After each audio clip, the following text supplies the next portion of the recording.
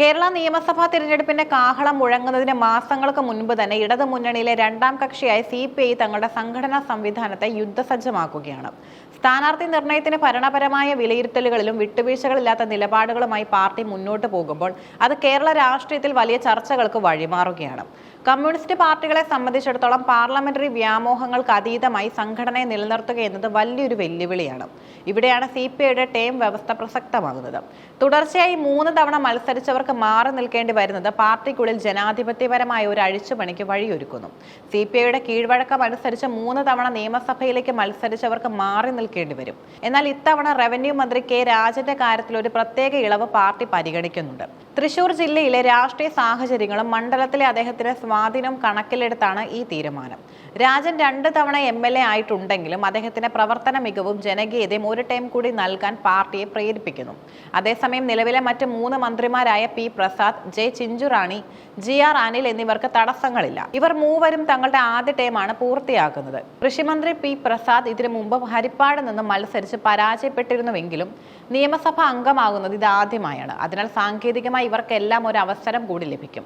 CPIയുടെ ഉരുക്കുകോട്ടകളായ 6 മണ്ഡലങ്ങളിൽ ഇത്തവണ വൻ മാറ്റങ്ങൾ സംഭവിക്കും. അടൂർ, പുനലൂർ, ചാത്തന്നൂർ, ചിറയിൻകീഴ്, കാഞ്ഞങ്ങാട്, നാദപുരം എന്നീ മണ്ഡലങ്ങളിലെ സിറ്റിംഗ് MLA മാർക്ക് ടേം വ്യവസ്ഥ പ്രകാരം സീറ്റ് ലഭിക്കില്ല. മുതിർന്ന നേതാക്കൾ മാറി നിൽക്കുന്ന ഈ 6 സീറ്റുകളിലും AIYF, മഹിളാ സംഘം എന്നിവയിൽ നിന്നുള്ള പുതിയ മുഖങ്ങളെ കൊണ്ടുവരാനാണ് ബിനോയ് വിശ്വത്തിന്റെ തീരുമാനം. MLA മാരുടെ കഴിഞ്ഞ 5 വർഷത്തെ പ്രകടനം, മണ്ഡലത്തിലെ വികസന പ്രവർത്തനങ്ങൾ, തദ്ദേശ തിരഞ്ഞെടുപ്പിലെ പാർട്ടിയുടെ വോട്ട് വിഹിതം എന്നിവ പരിശോധിച്ചായിരിക്കും സ്ഥാനാർത്ഥിത്വം ഉറപ്പിക്കുക. പ്രകടനം മോശമായവരെ സിറ്റിംഗ് സീറ്റുകളിൽ നിന്ന് പോലും മാറ്റാൻ പാർട്ടി മടിക്കില്ല. പാർട്ടി സെക്രട്ടറി തന്നെ തിരഞ്ഞെടുപ്പിൽ മത്സരിക്കുക എന്ന രീതി CPIയിൽ സാധാരണ കുറവാണ്.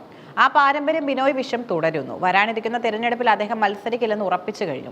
ഇടതു മുന്നണിക്ക് ഭരണ തുടർച്ച നേടിയെടുക്കാൻ CPIയുടെ സീറ്റുകൾ ഉറപ്പാക്കേണ്ടതും അത്യാവശ്യമാണ്. അതിന് സംസ്ഥാന സെക്രട്ടറി മുഴുവൻ സമയം പ്രചാരണ രംഗത്തും സംഘടനാ കാര്യങ്ങളിലും ശ്രദ്ധ കേന്ദ്രീകരിക്കേണ്ടതുമുണ്ട്. മറ്റുള്ളവർക്ക് ടേം വ്യവസ്ഥ ബാധകമാകുമ്പോൾ നേതൃത്വത്തിൽ ഇരിക്കുന്നവർ തന്നെ തിരഞ്ഞെടുപ്പ് രാഷ്ട്രീയത്തിൽ നിന്ന് വിട്ടു നിൽക്കുന്നത് അണികൾക്കിടയിൽ വലിയ ആവേശം സൃഷ്ടിക്കും.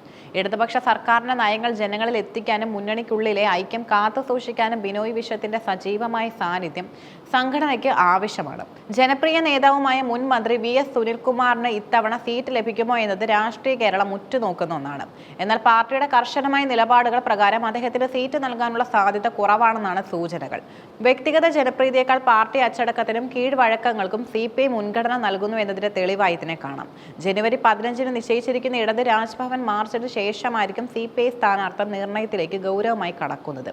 ജനുവരി മുതൽ ഫെബ്രുവരി വരെ മണ്ഡലം അടിസ്ഥാനത്തിലുള്ള വിലയിരുത്തലുകൾ പൂർത്തിയാക്കും. മാർച്ച് സ്ഥാനാർത്ഥി പട്ടികയ്ക്ക് അന്തിമ രൂപം നൽകും. ഏപ്രിൽ തിരഞ്ഞെടുപ്പ് നടക്കുമെന്ന പ്രതീക്ഷയിൽ ചിട്ടയായ പ്രചരണ പ്രവർത്തനങ്ങൾ തുടങ്ങും.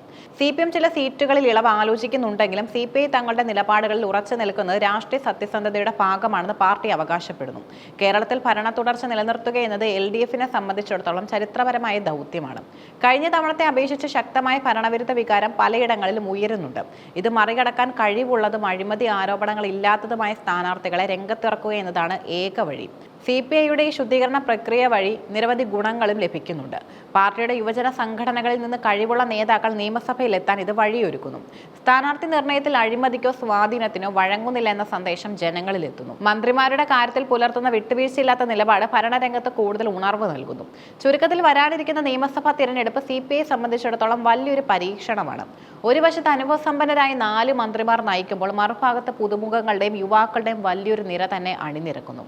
ബിനോയ് വിശ്വത്തിന്റെ നേതൃത്വത്തിലുള്ള ഈ മാറ്റങ്ങൾ പാർട്ടിക്കും ഇടതു മുന്നണിക്കും എത്രത്തോളം ഗുണം ചെയ്യുമെന്ന് കാലം തെളിയിക്കും. ഏപ്രിൽ 2ാം വാരത്തോടെ കേരളം പോളിംഗ് ബൂത്തിലേക്ക് നീങ്ങുമ്പോൾ രാഷ്ട്രീയ പക്വതയുള്ള ഈ തീരുമാനങ്ങൾ പാർട്ടിയുടെ കരുത്ത് വർദ്ധിപ്പിക്കുമെന്ന വിശ്വാസത്തിലാണ് അണികൾ.